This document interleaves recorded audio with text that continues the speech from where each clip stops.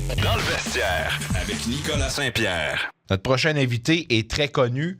Je vous dirais, je pense qu'on peut parler d'une méga star des médias sociaux.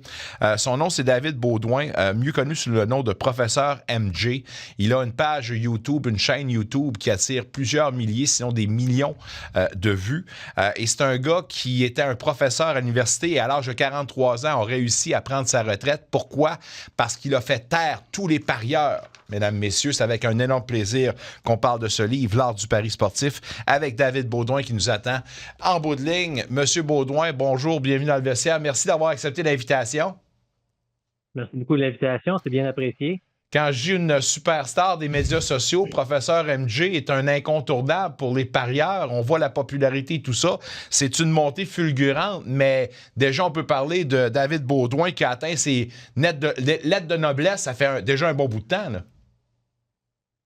Oui, ça fait quand même un bon bout de temps que j'ai commencé le pari sportif de façon plus sérieuse. Ça a vraiment commencé en 1999, je dirais, où là, ça commençait à être plus populaire en ligne. Donc, à ce moment-là, il y avait beaucoup de belles occasions d'investir. D'ailleurs, j'ai bien aimé dans ton introduction que tu parles d'investir de l'argent. Je vois plus ça comme un investissement plutôt que du gambling, si on veut, là.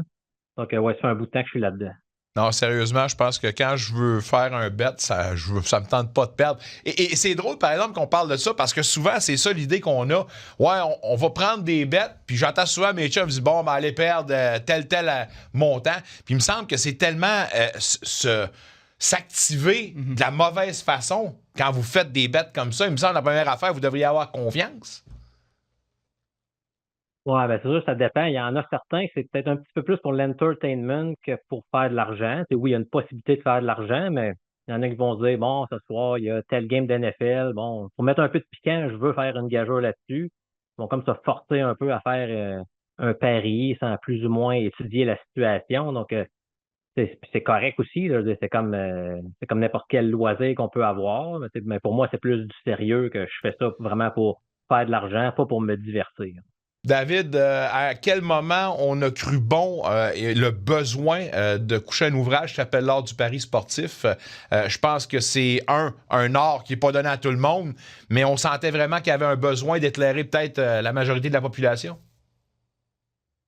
Oui, ben ça faisait quand même plusieurs années que j'y pensais. Puis là, je retardais toujours un peu le projet. Donc là, je suis content de l'avoir finalement fait. Au fil des années, je partais pas de zéro, là. Au fil des années, des fois, j'avais écrit des articles, puis j'avais fait des vidéos par rapport à ça. Donc, j'ai rassemblé un peu le contenu que j'avais fait au fil des années, structuré un peu tout ça, rajouté des choses pour en arriver à cet ouvrage-là. Donc, je voyais ben, quand j'avais pris ma retraite officiellement, là, il y avait eu beaucoup d'exposure dans les médias, si on veut. J'avais passé à la TV, puis là, ça avait emmené beaucoup de gens. Puis là, je me rendais compte qu'il y en avait beaucoup qui voulaient comme se lancer là-dedans, mais ils connaissaient absolument rien, là. Il fallait vraiment s'assurer qu'ils comprennent bien les bases, puis il faut pas se lancer là-dedans trop rapidement. Il faut s'assurer de s'éduquer un petit peu, de bien comprendre qu'est-ce qu'on fait, comprendre c'est quoi les paris qu'on fait, combien qu'on devrait miser. Donc, il y a des choses comme ça qu'il faut vraiment tenir en compte. David, est-ce que c'est juste de croire que ce livre-là est accessible à tous les adeptes, c'est-à-dire du plus jeune ou du plus vert parieur au plus aguerri, là? Ouais, tu sais, je pars vraiment, il y a vraiment deux grosses sections. La première qui est Paris sportif 101, où là, quand ça peut aller comprendre les cotes sportives. Donc, si vous regardez un casino en ligne puis vous voyez les cotes, ben, si vous avez jamais vu ça, vous comprendrez pas vraiment comment ça marche. Donc, ça, je vous l'explique. Je parle de comment avoir le bon état d'esprit aussi. Ça, c'est souvent négligé par les gens, là. Faut avoir le bon état d'esprit quand on se lance là-dedans. Puis différents aussi les erreurs les plus communes que les gens font. Et puis ça, je dirais que même les gens expérimentés, ça peut faire 10 ans que certaines personnes font du pari sportif, mais ça se peut qu'ils fassent ces erreurs-là qui sont vraiment très fréquentes, là. Donc, même les gens plus aguerris risquent de trouver des choses qui les concernent dans la première section du livre. Puis dans la deuxième, là, on parle de techniques peut-être un petit peu plus avancées, sans nécessairement aller dans le super compliqué, pour aider les gens à essayer de faire un peu de profit dans ce domaine-là. Ouais, ça c'est sûr. C'est sûr que lorsque tu paries, c'est 50-50. Oui, des fois, il y a l'avantage d'une bonne cote, mais tu peux faire de l'argent aussi en pariant sur des équipes négligées. Puis, j'ai eu la chance de lire ton livre en passant à David, un très bon ouvrage. Mais les deux parties séparées m'ont intrigué. Explique-moi comment tu as conçu ton ouvrage pour, OK, partie 1, c'est partie sportive 101. OK, on va dire la base de qu'est-ce qui est du pari sportif.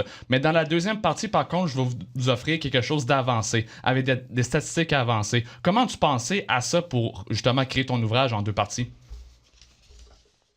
Mais tout ça partait il y avait des techniques plus avancées que j'utilise moi-même, puis que je partageais aussi dans mes vidéos déjà sur YouTube. Donc là, ce que ça m'a permis de faire, c'est d'un peu les regrouper de façon un peu plus structurée, au lieu de dire, bon, aujourd'hui, je parie sur telle équipe parce qu'il y a tel système de pari que j'aime bien, qui au fil des années a généré une fiche de 69 victoires, 52 défaites, et ainsi de suite. Donc, tu sais, je parlais de différentes techniques ou différents systèmes, mais c'était un peu pile-mile si on veut. Donc là, je trouvais que c'était vraiment une belle occasion de mettre ça de façon plus structurée pour que les gens aient tout dans le même ouvrage. Je suis vraiment pas un habitué des paris sportifs, David, puis peut-être que cette question-là va avoir de l'air niaiseuse, mais quand on parle de système, on parle de quoi, au juste? Non, non, c'est pas une question niaiseuse. En fait, il n'y en a pas de question niaiseuse. Donc, un système de pari, va peut-être penser à une certaine hypothèse, puis tu vas aller la vérifier avec des données. Donc, je vous donne un exemple. On peut se dire, quand une équipe de la LNH, en pleine saison, congédie son entraîneur, ben, est-ce que ça pourrait être une bonne idée de peut-être miser sur cette équipe-là les 2, 3, 5, 10 prochains matchs? Tu sais, des fois, il y a une espèce de petit boost mental, les joueurs sont un peu plus motivés, ou peut-être c'est l'inverse, peut-être qu'au contraire, ça a tendance à être des mauvais paris. Bon, ben ça, je suis parti de là, j'ai analysé des données sur plusieurs années, puis ça m'indique que, si je me souviens bien, effectivement, c'est une bonne idée de miser sur une équipe qui vient de congédier son entraîneur pendant les 5 matchs suivants. Donc, l'effet a l'air Oh, de wow. durer pendant au moins 5 matchs. Les gens vont un peu sous-estimer ces équipes-là dans ce temps-là. Donc, c'est ça un exemple de système de pari, c'est qu'on part d'une certaine hypothèse, ou peut-être quand une équipe s'est fait blanchir 2 matchs de suite, est-ce qu'on devrait miser sur eux ou contre eux? Bon, ben, au lieu d'essayer de guesser, ben, je vérifie ça avec des données. Puis là, ça m'amène à trouver plein de systèmes de paris que j'appelle dans différents sports. D'ailleurs, je vais t'avouer que tu étais pas mal sur la coche hier dans ta prédiction sur les Ben Falcons, oui, en sur les NFL. Bills. Euh, puis je suis allé visiter justement ta chaîne YouTube, puis c'est vraiment intéressant la façon que tu t'étales vraiment tes analyses, puis évidemment tes bêtes, là, tes paris. Ouais, surtout dans la NFL, je dirais que ça, c'est vraiment mon sport de prédilection, là. 365 jours par année, je suis abonné à une infolette là, qui nous envoie des nouvelles sur Ouais. les joueurs de la NFL à tous les jours. Donc même en plein été, il se passe des choses. Donc je suis vraiment au courant de tout ce qui se passe avec les joueurs, les entraîneurs. Puis c'est ça. Donc je fais vraiment beaucoup de recherches là, avant de faire ma vidéo avec mes prédictions de la semaine dans la NFL. Là. Il y a quand même beaucoup de recherches. Là. Je passe un bon 2 jours complets à faire toutes sortes de recherches, lire les prédictions d'autres personnes aussi. Des fois, eux autres, ils sortent une statistique que je savais pas, que je trouve intéressante, que ça aussi, je la partage. Donc, c'est pour ça que j'essaie de donner la meilleure information possible. Puis, je dis toujours aux gens aussi, je me considère pas comme le bon Dieu non plus. Là. Moi, je suis là pour donner l'information par rapport au pari, puis c'est à vous ensuite de prendre votre décision. Je partage mon opinion. On peut être d'accord ou pas d'accord, puis il n'y a pas de problème. Ça, c'est en autant qu'on garde le respect. Ça, c'est ça le secret. Mais je vous invite sérieusement à zioter ça, l'art du pari sportif. Un ouvrage tellement intéressant. C'est disponible dans toutes les librairies et également en ligne, ça? Oui, effectivement, c'est disponible un peu partout. Donc, j'espère que ça va aider le plus de gens possible à s'améliorer. Donc, c'est vraiment mon objectif numéro un, c'est d'éduquer un peu plus les gens qui deviennent des meilleurs parieurs sportifs. Ben, je pense qu'avec ça, on risque d'avoir justement Ouais. les outils avec nous autres. Puis, David? en 30 Ouais. secondes, David, dernière question. Pour les gens qui veulent commencer, écoute, comme conseil, quel sport on devrait commencer si tu veux aller du côté paris sportif? Quel sport on commence selon toi?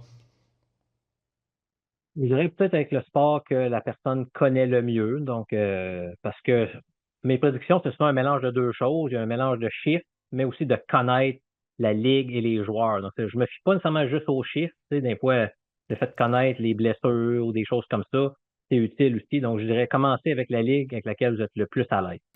Discussion fort intéressante, puis j'invite les gens à se procurer l'art du pari sportif 32,95 dans les meilleures librairies, 312 pages, mais les outils que vous aurez pour faire vos paris en bonne et due forme. David, n'importe quand, on peut refaire ça dans le vestiaire. Discussion fort intéressante, je pense qu'on pourrait faire une spéciale là-dessus. Alors, on se dit, j'espère, à une très prochaine fois. Merci. Merci beaucoup, ça me fait plaisir. Au revoir. David Baudouin, mesdames, messieurs, qu'on appelle Professeur MJ. L'art du pari sportif, c'est un livre à découvrir. Ça vous tente d'investir un petit peu d'argent dans le monde du sport. Un retour sportif 100% local dans le vestiaire avec Nicolas Saint-Pierre.